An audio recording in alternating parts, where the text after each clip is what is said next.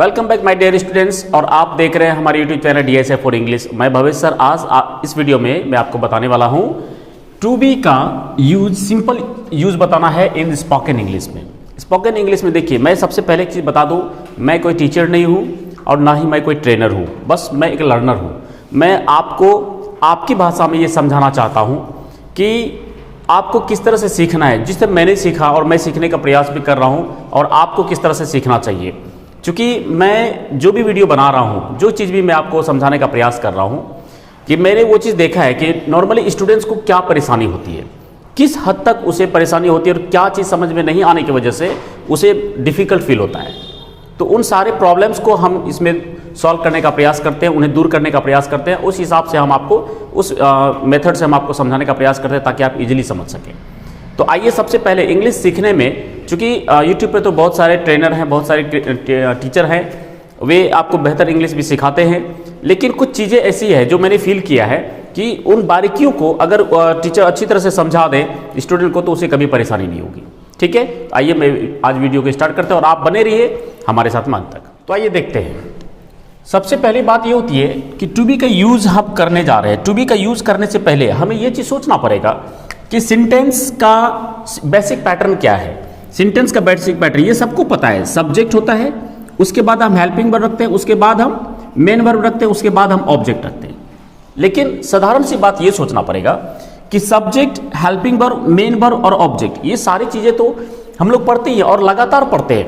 लेकिन इसमें जो सबसे जो इम्पोर्टेंट चीज़ है, इसमें जो सबसे इम्पोर्टेंट चीज़ है वो हमारा है सब्जेक्ट, वो हमारा है ऑब्जेक्ट। ये चीज़ें मैं ऐसा इसलिए क्यों बोल रहा हूँ, क्यों इसलिए बोल रहा हूँ कि आप गौर से देखिएगा, सब्जेक्ट पर डिपेंड होता है कौन? हेल्पिंग वर्ब, है ना। अब आपके कई सारे टीचर ने पढ़ाया भी होगा, सब्जेक्ट पे डिपेंड होता है हेल्पिंग वर्ब और हेल्पिंग वर्ब पे डिपेंड होता है कौन? Main verb. क्या ये बात सही है या नहीं है? आपने अगर बहुत अच्छी अंग्रेजी जान रहे हैं, आप सीख चुके हैं, तो आपको ये चीज़ पता होगा। दूसरी बात, ये ऐसे सेंटेंस के लिए है जिसमें मेन वर्ब होता है, ऐसे सेंटेंस का ये पैटर्न है। लेकिन जो नॉर्मल सेंटेंस का जो पैटर्न है, जिसको हमने पिछले कई वीडियो में मैंने बताया कि सेंटेंस के दो प्रकार, एक काम का और दूसरा बिना काम का। तो ये जिसमें मेन वर्ब होगा वो काम वाला सेंटेंस होगा। तो बिना काम वाले सब्जेक्ट सेंटेंस का जो पैटर्न होता है, सब्जेक्ट हम यहाँ पर हेल्पिंग वर्ब बोलेंगे, उसके बाद ऑब्जेक्ट लिखते हैं। लेकिन जरा ध्यान देना है, ऑब्जेक्ट के बाद में मैं यहाँ हेल्पिंग वर्ब नहीं, इसको कई जगह पर लिंकिंग वर्ब के रूप में यूज करेंगे और इसी जगह पे अलग अलग तरीके से यूज करेंगे। इस हेल्पिंग वर्ब को यूज करेंगे। यहाँ पे देखिए, यहाँ भी सब्जेक्ट है, इसमें भी सब्जेक्ट होता है, इसमें भी ऑब्जेक्ट है, इसमें भी ऑब्जेक्ट होता है। लेकिन ऑब्जेक्ट का कुछ फॉर्म बदल जाते हैं। हेल्पिंग वर्ब का क्या रिलेशन है वो जरा समझना है कि हेल्पिंग वर्ब हमें आखिर में क्या समझाता है। आप सबों को पता है कि हेल्पिंग वर्ब की जगह पर हम यूज क्या क्या कर सकते हैं। हम सबसे पहला जो आज यूज करने जा रहे हैं टू बी। टू बी का क्या तात्पर्य हुआ? टू बी का मतलब ही होता है होना, सबको पता है। टू बी का तात्पर्य क्या होता है? होना। टू बी का मीनिंग ही होता है होना, और होने का मतलब है, यहाँ पर मैंने लिखा हुआ भी है कि टू बी वर्ब जो यूज करेंगे, इसमें सब्जेक्ट के कुछ होने की बात करेंगे, क्योंकि सब्जेक्ट के साथ में हम यूज करने जा रहे हैं टू बी। ठीक है, सब्जेक्ट के साथ में यूज करने जा रहे हैं टू बी। तो टू बी को तो यूज करेंगे, और टू बी में आप देखिए प्रेजेंट टाइम में एम आर यानी कि इज एम आर का यूज करते हैं, पास्ट टाइम में वाज वर, फ्यूचर टाइम में शैल बी, विल बी का यूज करते हैं, और उसके साथ में कुछ मॉडल भी मैंने लिखा हुआ है। इसको तो बाद में यूज करेंगे, पहले सब्जेक्ट को अच्छी तरह से हम लोग समझ लेते हैं। अब ये देखते हैं, सब्जेक्ट में सबसे पहली बात है फर्स्ट पर्सन। ये मैंने सब्जेक्ट का ही चार्ट तैयार किया हुआ है। इस तरीके से अगर आप अपना चार्ट तैयार कर लेते हैं तो नो डाउट आपको कहीं ट्यूशन पढ़ने की जरूरत नहीं पड़ेगी, ना कोई बुक पढ़ने की जरूरत पड़ेगी। बस आपको सिर्फ और सिर्फ प्रैक्टिस करना होगा और वर्ड पावर रखना होगा, इसके अलावा और कुछ भी नहीं। आइए देखते हैं। सब्जेक्ट की अगर बात करें तो सब्जेक्ट का मतलब क्या होता है? सब्जेक्ट में मतलब कर्ता होता है, ठीक है, लेकिन इसके पर्सन को आपने जानना है। यहां पर मैंने लिखा भाई subject with person, subject with person, subject को बोलने के साथ साथ पर्सन भी। तो आपको ये चीज पता होना चाहिए, इसमें मूल सब्जेक्ट जो है मेरे अनुसार से मूल सब्जेक्ट मात्र दो है, वो है first person and second person. इसको आप अगर समझ गए तो बाकी कोई टेंशन नहीं रहेगा। क्यों? अब जरा देखिए, फर्स्ट पर्सन क्या होता है? पर्सन शुरुआत होती है खुद से, यानी मैं से। मैं हूं तो बाकी सारी चीजें हैं, अगर मैं ही नहीं तो बाकी सारी चीजें वो अपनी जगह पर है या नहीं है? तो मैं यानी कि मैं का मतलब क्या? आई। फर्स्ट पर्सन क्या बोलते हैं हम लोग? आई। एक चीज ध्यान रखना है, फर्स्ट पर्सन हमारा है आई, और वो भी क्या होता है? सिंगुलर के रूप में। चूंकि लिखा जाता है ये सिंगुलर में, लेकिन अपने साथ में कई बार प्लूरल वर्ब को लेता है। इसके साथ ही इसी का जो फ्लूरल फॉर्म होता है वो होता है वी। क्या होता है? वी। ये सभी चीज जानते हैं, आप सभी अच्छी तरह से जानते हैं। तो फर्स्ट पर्सन में सिंपल सी बात रखना है, आई स्पीकर, मैं खुद कुछ बोलूंगा और या फिर हमारे साथ में बहुत सारे लोग आ जाएंगे तो उसको वी बोलते हैं। और सामने वाले को हम लोग बोलते हैं सेकेंड पर्सन। सामने वाले को हम लोग इंग्लिश में अक्सर बोलते हैं क्या? यू। सिंगुलर में बोलो या फिर प्लूरल में बोलो। तो दोनों में फर्क क्या है? दोनों में फर्क ये होता है कि अब देखिए इस आई का यूज हम लोग कैसे कैसे करते हैं। सब्जेक्ट के रूप में जब भी हम आई का इस्तेमाल करते हैं तो आई का जो मीनिंग होता है हमारा, आई का जो हमारा मीनिंग होता है वो होता है शुरुआत तौर में मैं या फिर मैंने या फिर मुझे। देखिए आई का जो सबसे बेसिक यूज होता है वो क्या होता है? मैं, मैंने, मुझे, मेरे पास। यानी मैं भी बोल रहा हूं तो मैं, यानी इंग्लिश में क्या बोलना है? आई। या फिर आप बोलते हैं मैंने का मतलब ये खुद आई। कई बार बोलते हैं मुझे, जैसे बोलते हैं मुझे बुखार है, मतलब मुझे क्या? आई। फिर बोलते हैं मेरे पास एक मार्कर है, मेरे पास मतलब इस आई के पास में। तो ये जब भी हिंदी में इस तरीके का शब्द आएगा वहां पर आई यूज करना है, और ये फर्स्ट पर्सन है क्योंकि शुरुआत आई से होती है, फर्स्ट पर्सन। और मेरे साथ में जब ढेर सारे लोग आ जाएंगे तो उसको बोलते हैं वी। और वी का जो बेसिक रूप से यूज करते हैं, जैसे बोलते हैं हम सब, हम लोग या हमें, हमारे पास, इन सारे अर्थ में हम यूज करेंगे क्या? वी।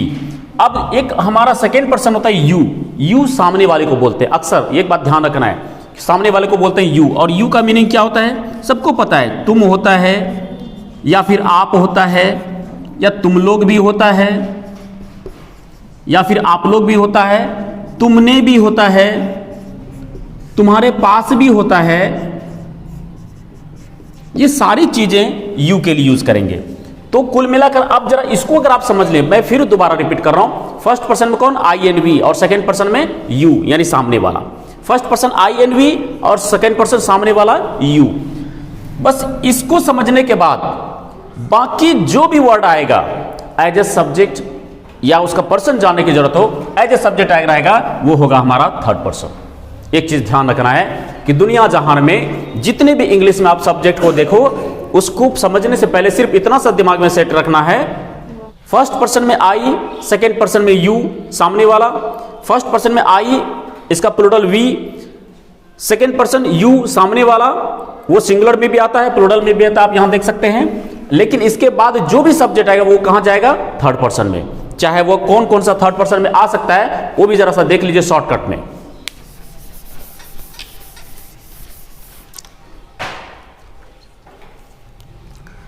देखिए थर्ड पर्सन सब्जेक्ट यदि हमारा थर्ड पर्सन में आता है, थर्ड पर्सन में कौन कौन सा सब्जेक्ट आ सकता है, मैंने एक वीडियो बनाया हुआ है, उसका डिस्क्रिप्शन में लिंक दे दिया है और प्ले स्टोर पे मौजूद है कि थर्ड पर्सन के विषय में मैंने बहुत ही डिटेल में पढ़ा है कि सब्जेक्ट का क्या चीज होता है। मैं यहां पर शॉर्टकट में बता रहा हूं। थर्ड पर्सन में जितने भी नाउन होते हैं वे सब के सब थर्ड पर्सन होते हैं। सबसे पहली बात मैं बता रहा हूं शॉर्ट में, जितना भी नाउन होता है, चाहे proper noun, common noun, collective noun, material noun, abstract noun, verbal noun, compound noun, जो भी नाउन पढ़ेंगे आप, वो सारे नाउन हमारे कहां जाता है? थर्ड पर्सन में। दूसरा, अब प्रोनाउन में जरा सा आ जाते हैं। प्रोनाउन में आप देख रहे हैं आई वी यू, तीन प्रॉपर पर्सनल प्रोनाउन है, तीन पर्सनल प्रोनाउन। वो कौन कौन सा? आई वी एंड यू। ये तो हमारा फर्स्ट एंड सेकंड पर्सन में आ ही गया। इसके अलावा जो भी प्रोनाउन वर्ड आएगा, चाहे वो इंडेफिनिट हो, चाहे वो हमारा पॉसेसिव हो, चाहे वो हमारा डेमोन्स्ट्रेटिव हो, वे सब के सब कहां जाएंगे? थर्ड पर्सन में जाएंगे। इस बात का जरा सा ख्याल रखना है। सिर्फ आई वी एंड यू को छोड़ करके बाकी जो भी प्रोनाउन वर्ड होगा वो सब के सब थर्ड पर्सन में जाएंगे। ये मैं फर्स्ट टाइम आपको बता रहा हूं। आप शायद हो सकता है यूट्यूब पर ये चीज देख रहे होंगे, ये फर्स्ट टाइम आपको सुन रहे भी रहेंगे और समझ भी रहे होंगे। क्योंकि देखिए टीचर जितने भी पढ़ा रहे हैं, बता रहे हैं, ये स्टूडेंट की कॉमन प्रॉब्लम्स होती है। वो सब्जेक्ट को आइडेंटिफाई नहीं कर पाते कि हम जो सब्जेक्ट यूज कर रहे हैं वो मेरा कहां जा रहा है।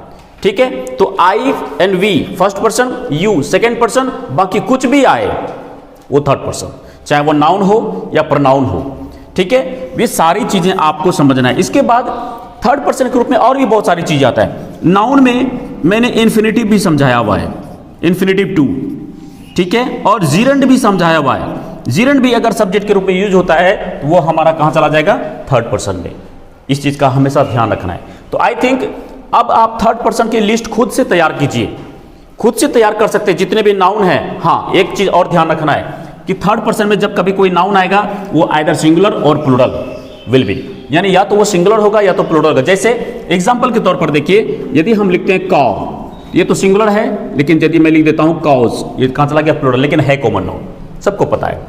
अब जैसे मैं लिखता हूं राम, ये नाम है, ये ना तो आई है, वी है, ना यू है, क्या है, ये नाम है, नाउन है, प्रॉपर नाउन है, ये कहां चला जाएगा, थर्ड पर्सन। एक ही राम की बात हो रही है, कुछ समझ में आ रहा होगा मेरे ख्याल से।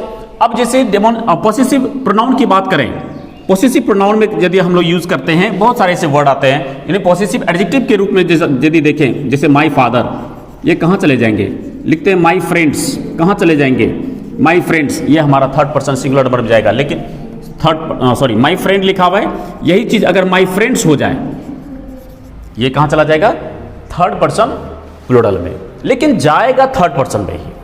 इतना कंफर्म आप सेट कर लीजिए माइंड में, इस चीज को नोट कर लीजिए और इस तरीके का खुद का आप नोट्स बनाइए। क्योंकि मैंने पहले ही कहा मैं कोई टीचर नहीं हूं, ना कोई ट्रेनर हूं, बस मैं जो स्टूडेंट्स का जो कॉमन प्रॉब्लम्स होता है, मैं उस चीज को फील करके मैं आपके साथ शेयर कर रहा हूं कि आप इस तरीके से अगर इस चीज को कवर करते हैं तो सारे कंसेप्ट आपके बारीकी से समझ में आएगा।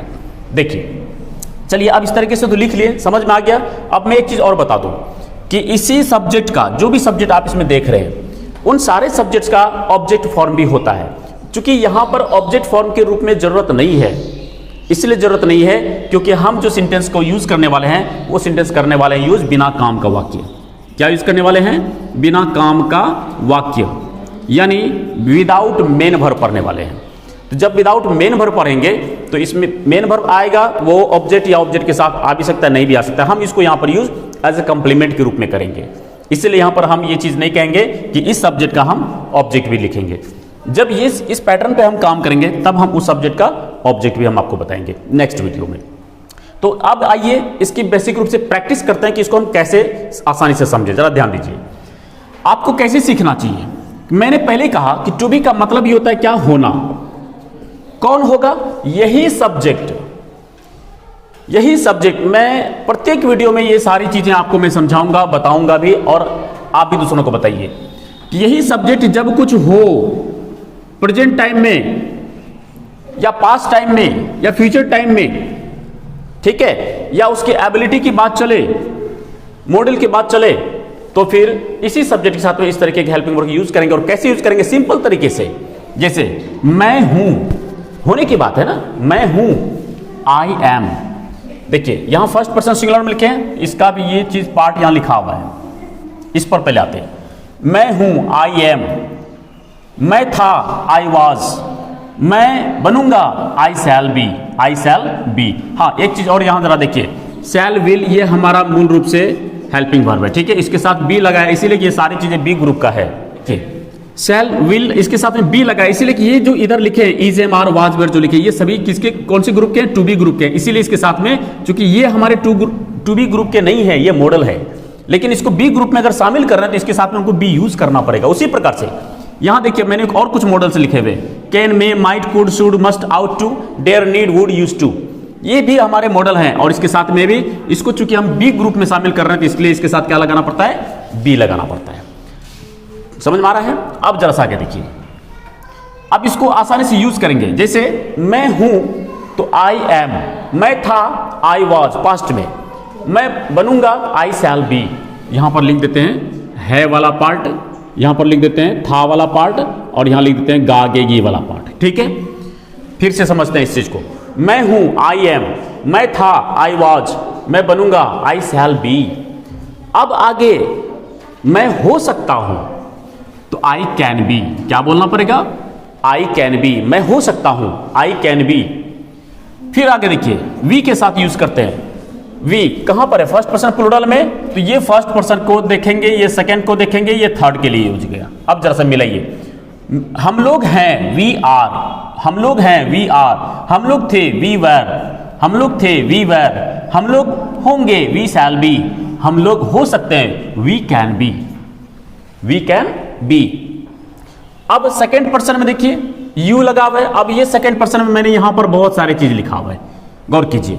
जैसे तुम हो, यू आर, तुम हो, यू आर, तुम लोग हो, यू आर, तुम थे, यू वर, तुम लोग थे, यू वर, तुम बनोगे, यू विल बी, तुम हो सकते हो, यू कैन बी, तुम हो सकते हो, यू कैन बी या फिर यू मे बी, तुम शायद हो सकते हो, यू माइट बी, तुम हो सकते थे, यू कुड बी, तुम्हें होना चाहिए, यू शुड बी। इस प्रकार से हम लोग इसको यूज करेंगे। आगे देखिए, अब थर्ड पर्सन के साथ में जब यूज करेंगे हम, आप यहां देख सकते हैं थर्ड पर्सन सिंगुलर मैंने लिखा हुआ है, क्या चीज क्या क्या बताया, कोई नाउन, कोई प्रोनाउन, ठीक है, या कोई भी इंडिफिनिट नाउन आता है, इंडिफिनिट के रूप में आता है, इन्फिनिटिव टू या फिर जीरंड आता है। जीरंड में कैसे, जैसे वॉकिंग, वॉकिंग, इसमें कैसे, जैसे टू वॉक। ये सारी चीजें मैंने पिछले वीडियो में बताया हुआ है, डिस्क्रिप्शन में लिंक है, उसको उसमें जाकर देखिए, वो सारी चीजें और भी बेहतर समझ में आएगा। तो थर्ड पर्सन में जैसे मैं सिंपली कोई भी नाम की मैं बात कर रहा हूं, प्रोनाउन में वो चीज हमारा आता है ही, सी, इट, ही, सी, इट। जैसे वह है, क्या लगाएंगे, ही इज, राम है, राम इज, गाय है, द काउ इज, मेरे पिताजी हैं, माय फादर इज, मेरे मित्र हैं, माय फ्रेंड इज। यही चीज अगर प्लूरल में चले जाएंगे तो इसके में एक और वर्ड यूज होता है दे। क्या यूज होता है, दे। दे, जैसे दे का मीनिंग क्या होता है, वे लोग, दे का मीनिंग क्या होता है, वे लोग, वे सब, ठीक है, या उन लोगों के पास, तो कहते हैं कि वे हैं, दे आर, वे थे, दे वर, वे होंगे, दे विल बी, वे हो सकते हैं, they can be, they may be, वे शायद हो सकते हैं, दे माइट बी, उन लोगों को होना चाहिए, दे शुड बी, उसे अवश्य होना चाहिए, दे मस्ट बी। इस प्रकार से यूज करना है हमें, ठीक है। तो इस तरीके से आप भी अपना एक टेबल तैयार कर लीजिए और इसको बोलने का प्रयास कीजिए। लिंक करते हैं, एक बार फिर से पुनः शॉर्टली रिपीट करते हैं कि मैं हूं, आई एम, मैं था, आई वॉज, मैं बनूंगा, आई शैल बी, तुम हो, यू आर, तुम थे, यू वर, तुम बनोगे, यू विल बी। अब जरा गौर कीजिए कि जहां जहां जिस प्रकार से है, अगर इसी जगह से इस जगह डायरेक्ट हमको सिर्फ आना है, वो भी किस स्थिति की मैं बात कर रहा हूं, टू बी, यानी कुछ होने की बात है। जैसे मैं शॉर्टली एग्जांपल देखता हूं, मैं एक किसान हूं, मैं एक किसान हूं, क्या बनाएंगे, मैं हूं, पहली बात मैं हूं, आई एम, आई एम क्या, एक किसान। तो जब कभी भी आप लिखिए आई एम ए फार्मर, इस तरीके से आप प्रैक्टिस कीजिए और आई थिंक आप बहुत ही आसानी से सीख सकते हैं। इसी का इंट्रोगेटिव अगर आपको बनाना हो, इसी का इंट्रोगेटिव अगर बनाना हो, ये नेक्स्ट वीडियो में हम आपको बताएंगे कि इसका इंट्रोगेटिव हम कैसे बनाएंगे। शॉर्टली हम यहां पर यह चीज समझा दें तो कैन और मे में थोड़ा सा डिफरेंट समझिए। कैन का मतलब होता है फिजिकली अगर कोई चीज पॉसिबल है, फिजिकली हो सकता है। जैसे फिजिकली अगर किसी प्रकार का डाउट लगता है आपको, जैसे मैं बोलता हूं कि मैं बहरा हो सकता हूं, I can be, I can be, I can be deaf. मैं की जब बात करें तो इसमें कहीं ना कोई क्वालिटी दर्शाने की बात होती है। जैसे वह ईमानदार हो सकता है, ही मे बी ऑनेस्ट, ठीक है। वह महान हो सकता है, वह महान हो सकता है, ही मे बी ग्रेट। तो इस प्रकार से हम लोग इसका यूज करें। अब माइट की जब बात करें, यहां पर जो संभावनाएं होती है, जरा ध्यान दीजिएगा, इसमें संभावनाएं थोड़ी सी ज्यादा होती है लेकिन माइट में संभावनाएं कम होती है। जैसे यहां लग जाता है शायद हो सकता है, जैसे मैं शायद किसान बन सकता हूं, I might be a farmer, ठीक है, इस प्रकार से। उसके बाद कुड हो सकता था, जैसे वह अमीर हो सकता था, ही कुड बी। हालांकि इसके लिए एक और यूज होता है, वो अगले वीडियो में हम आपको बताएंगे। उसके बाद शुड के साथ अगर यूज करें तो होना चाहिए, जिससे उसे अमीर होना चाहिए, ही शुड बी रिच, उसे ईमानदार होना चाहिए, ही शुड बी ऑनेस्ट, आपको मेहनती होना चाहिए, you should be laborious, you should be hard working. इस प्रकार से मस्ट की बात करें तो अवश्य होना चाहिए, जिसे उसे अमीर अवश्य होना चाहिए, ही मस्ट बी रिच, आपको मेहनती अवश्य होना चाहिए, यू मस्ट बी लेबोरियस, आपको एक शिक्षक अवश्य होना चाहिए, you must be a teacher, ठीक है। इस प्रकार से मस्ट का यूज करेंगे। और आउट टू में वो भी और क्या कहते हैं, लॉ एंड ऑर्डर के आधार पर अगर उसे अवश्य होना चाहिए, जैसे आपको आज्ञाकारी अवश्य होना चाहिए, आपको देशभक्त होना चाहिए, आपको देश, तो इस प्रकार से हम लोग आउट टू का यूज करेंगे। अब डेयर की अगर बात करें, डेयर की बात करें तो डेयर, नीड, वुड और यूज टू, इसको थोड़ा डिफरेंट टाइप से यूज करेंगे। जैसे डेयर का मतलब होता है हिम्मत करना, ठीक है, क्या करना, हिम्मत करना। जैसे उसे शिक्षक बनने की हिम्मत है, उसे शिक्षक बनने की हिम्मत है, he dare to be a teacher. उसमें ईमानदार बनने का हिम्मत है, सच्चा बनने का हिम्मत है, ही डेयर टू बी लगाना है। नीड, जरूरत है, नीड ये जरूरत है, आवश्यकता के लिए करते हैं, जरूरत। आपको किसान बनने की जरूरत है, you need to be a teacher, sorry you need to be a farmer.